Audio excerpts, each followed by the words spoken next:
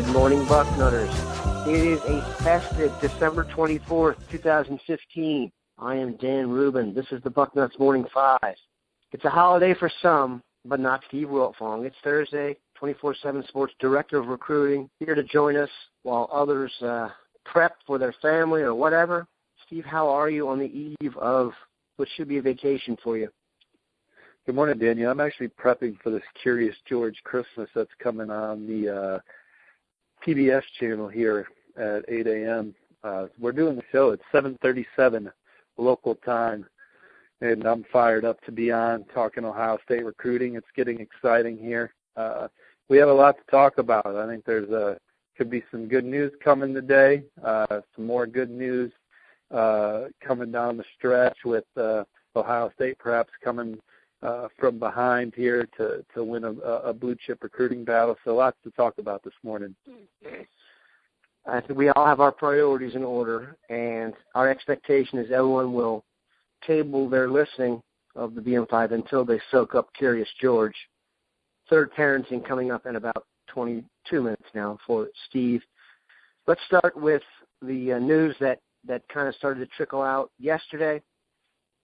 Anyone who listens to the BM5 religiously knows that Steve Wiltfong has long let us know that the battle for Donnie Corley, the star wide receiver out of King in Detroit, was a closer battle than many had surmised. There was kind of a long-standing public recruiting stance that he was going to Michigan State. Our sources and Steve have always said Ohio State was more in the mix. And recently, like in the last 48 hours or so, that seems like it's bubbled up even more. Well, I've flip-flopped from saying Ohio State was the biggest, or was right there with Michigan State to being the biggest threat to Michigan State, to back to saying they're right there with Michigan State. And hell, if Donnie was deciding this morning, he could easily pick the Buckeyes. His official visit was absolutely phenomenal. The weekend of December 11th, really got to see some things at Ohio State that he hadn't seen before, see the whole campus, really get a chance to vibe with the coaches and see how the players live for 48 hours there in Columbus. Just really had a really nice visit. And to be honest, from what I understand, talking to the family, I don't think Donnie was even, I think Donnie took the visit because he said he was going to take his visits, but I think his mind was made up one way going into the visit, and then he came out of it saying, wow, maybe my mind isn't made up. And so game changer was the word that his family used about that Ohio State official visit when talking to me about it, and that was yesterday. So, obviously coming out of the visit, they gave it high marks, and they continue to feel that visit since the dust has settled. One thing that stood out to me since the visit is that Donnie's had almost daily contact with Urban Meyer since the visiting campus. So Urban and the Ohio State staff really want to close this one as receivers. A need, one of the few needs that Ohio State has left within their program within this 2016 recruiting cycle, and Donnie Corley could very well end up an Ohio State Buckeye. But on the flip side of that, Michigan State has certainly led for more time than Ohio State has led, although if you saw what I wrote yesterday, Ohio State has certainly had its time in pole position, but Michigan State was where Donnie was going to commit in the summer, and he's been a heavy lean to the Spartans through the fall. And the need that Michigan State has is unlike any other in the country. When you're talking about the stage Michigan State plays on, they're losing 5 receivers. They're bringing back a slot and a freshman receiver. And really, other than that, it's completely open. And so there's a huge opportunity for a guy like Donnie, who's now completely planning to enroll early. He's got one last English class he's got to take care of to enroll early, but he's working at it right now. Michigan State provides an opportunity for him to be on the field right away, and certainly Ohio State does too. And a player of his caliber can play early anywhere, but Michigan State, a lot of people are playing early there next year.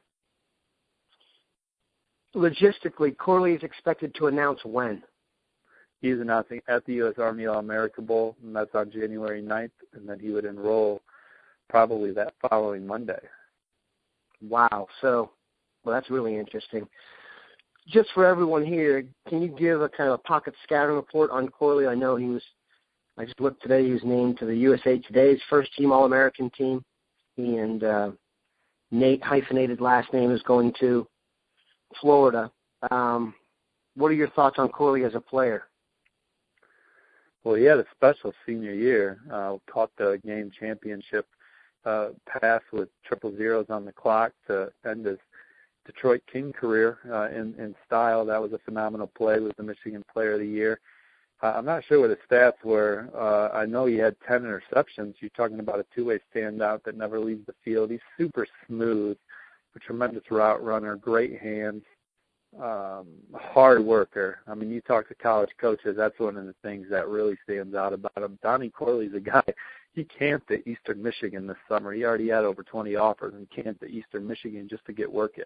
That's the type of kid you're talking about here.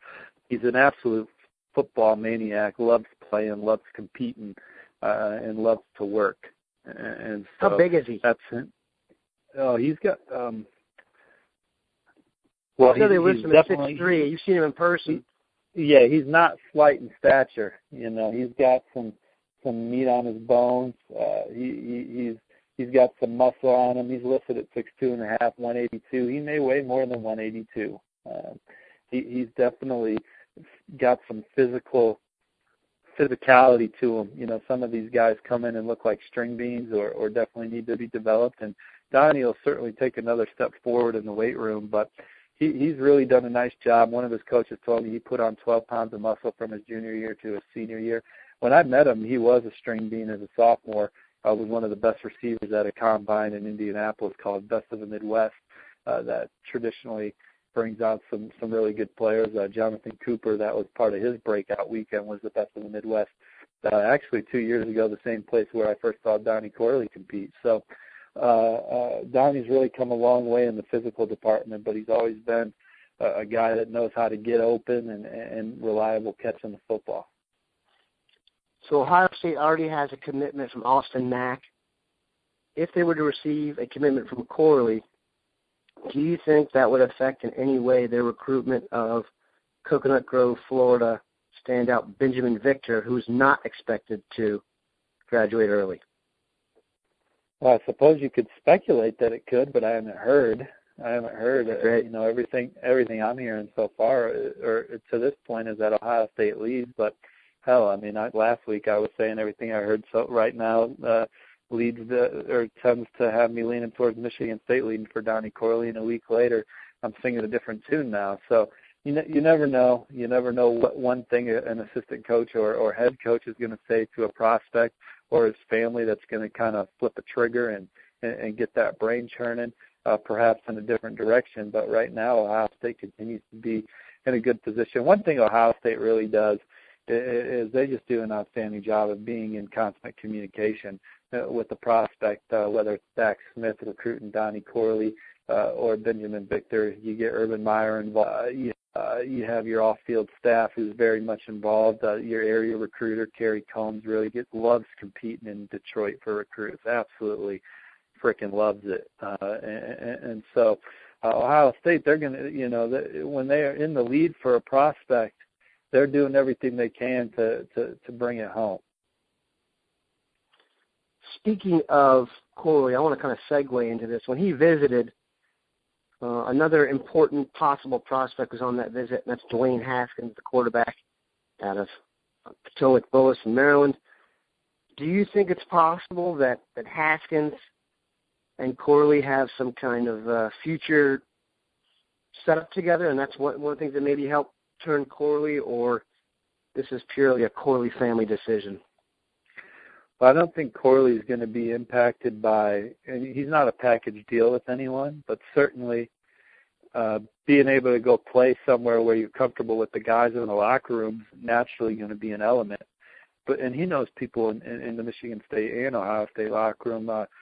I know that back in the spring, Corley took a visit to Notre Dame, when he was really, really high on Notre Dame, Dwayne Haskins took a visit that weekend. Haskins was actually pretty darn high on Notre Dame too, and there was a picture of Corley, Haskins, and Austin Mack all in Notre Dame garb together, just the three of them. And perhaps the process will end with all three of them wearing Ohio State garb. Austin Mack obviously already in the boat, and with Dwayne Haskins, he's always been high on the Buckeyes. And to regurgitate what I've said about Dwayne, I said even last week on Bucknuts Morning 5, until someone tells me differently that playing time is not the most important factor in his decision, I'm not changing my mind on where he's going. But then someone told me something different. A source that I trust told me a couple days ago that he thought Ohio State was in a very positive place with Dwayne Haskins. And if a decision comes sooner rather than later, that really bodes well for the Buckeyes. So if something were to happen at the Under Armour game and Dwayne perhaps makes a final decision there, that could, I'm not saying will, but that could mean good things for Ohio State. My source thinks that if Dwayne goes ahead and finalizes his future at the Under Armour game, that could be good news for Ohio State. Sounds like Ohio State is a place where Dwayne wants to be. There may be a question or two about how he completely fits within the offense, and that may be what's holding things back a little bit right now. But sounds like Ohio State really made an impression on Dwayne again on his visit the weekend of December 11th in a similar fashion that it did with Corley. I know some of the commits really thought that Dwayne had a really good time and felt really strongly about where they stood with Dwayne, Austin Mack being one of them. None of them could get a read on Donnie. Donnie's so chill, it's hard to get a read on him. Let's continue to spread some pre-holiday good news. You referred to it, or you alluded to it. Curious George? What's that? Curious George? Well, we got 11 minutes for old Curious G. No, I alluded to him, yeah. You did allude to him. You also alluded to, which could be, I guess, taken the same way, possible good news today on the Ohio State recruiting front. Why don't you detail the boys on that? Well, that's not really my news. Alex and Bill have been all over the Jeff and Wint story. I think the only thing new that I could maybe contribute, and I don't even know if this is known, but I traded some messages with his coach during Wint's visit also in that weekend. And, I was talking about the offer going out, and he said that Ohio State actually offered a week earlier. So it sounds like they didn't go public with that offer until the visit. He is a Temple commit, so I'm not sure what the backstory is there, but it sounds like Ohio State had offered Wint earlier than what was reported, and so I think it's just we're just talking formalities here now. Just whenever the kid feels like it's right to publicly make a change, I crystal balled him yesterday. Adding another log to the fire. I just think it's a matter of time before he's a Buckeye. When he's going to do it, I'm not sure, but follow Alex and Bill. They'll tell you, and I'll retweet them. No question. That's a good place to stop for today. Speaking of Jackson Wint, I'm not going to say when it's going to be, but you want to stay tuned today. We appreciate Steve stopping by, dropping some knowledge. We hope everybody has a wonderful holiday. The BM5 will be celebrating the Christmas holiday tomorrow. We'll be back on Friday, hopefully with some more good news to spread. Have a great one, Bucknutters.